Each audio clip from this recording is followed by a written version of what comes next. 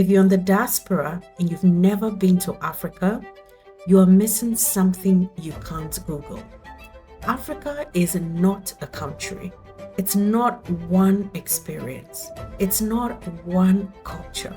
It's 54 different countries, thousands of languages, some of the fastest growing cities in the world, some of the deepest history on the planet, and more importantly, it is presence. When you step onto the continent, something shifts, not in a dramatic movie way, but in a grounding way. You see yourself differently. But here's the thing, where you start matters.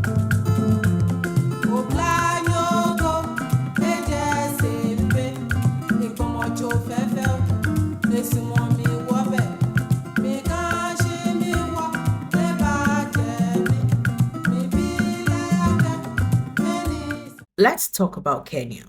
Kenya is iconic. Safari in the Masai Mara is one of the most breathtaking experiences you ever have. Nairobi is modern, innovative, and full of tech growth. But Kenya is big, and for a first time diaspora visitor, it can be quite overwhelming culturally and geographically. I mean, Kenya is powerful, but if you ask me, it's not the softest entry point. If this is going to be your first visit to the continent.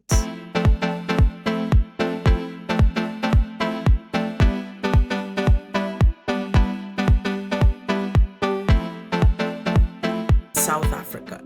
South Africa is developed, it's structured, and incredibly scenic. Cape Town looks like a postcard, and Johannesburg is economic power. But let's be honest, for a first time visitor to the continent, South Africa's racial history is still visible in social structures. I mean, South Africa as a destination is absolutely amazing, but a little bit complex.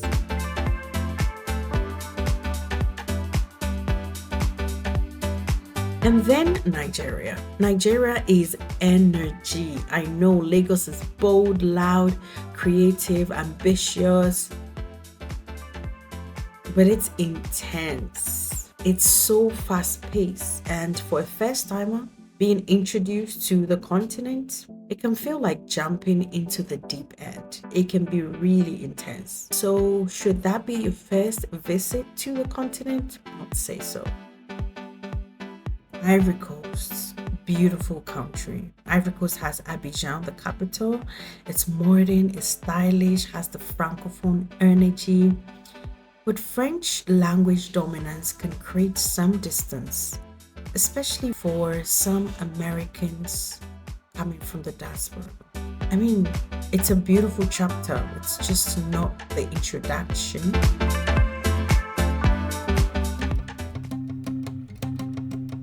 Now, this is the part where I don't want you to get me wrong. I want you to hear me clearly. Every single one of these countries and more is worth visiting. But if you are coming from the diaspora, if this is your first visit stepping on African soil, where should you begin? For me, I would say Ghana. And here are my reasons. One, emotional accessibility. Ghana understands the diaspora conversation. Remember Year of Return 2019? Yeah, that wasn't just random, that was intentional. The government openly invited the diasporans home, and that matters. When you arrive in Ghana, you don't feel like a foreigner, you feel expected. Number two, language barrier here in Ghana is minimal. English is the official language. That makes your first trip even smoother. No stress navigating basic communication. You can land and function immediately. And that is lower anxiety for first time visitors. Three, let's look at safety and stability. Ghana consistently ranks amongst the most peaceful countries in Africa, stable democracy since 1992, peaceful transfers of power, low violent crime compared to many global cities and countries. You can breathe here. For diaspora visitors, never's about safety. You feel like you're in safe hands. Number four, history that connects directly to the diaspora. Think of the Elmina Castle, Dungeon, Cape Coast Castle, the Osu Castle. These are not abstract museums. They are physical links to the transatlantic slave trade. You can stand in those spaces, feel it, and process it. Ghana does not hide that history. In fact, Ghana preserves it, and that makes it powerful for reconnection. Number five, culture without overwhelm. It's lively, but not chaotic. There's nightlife, but not intimidating. There's tradition, but not inaccessible. In fact, it is so accessible and inclusive. It is a balanced introduction to African urban life.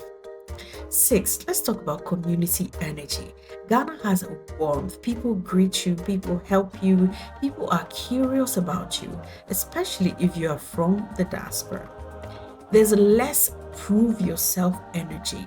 It's more like welcome home energy. You see what I mean?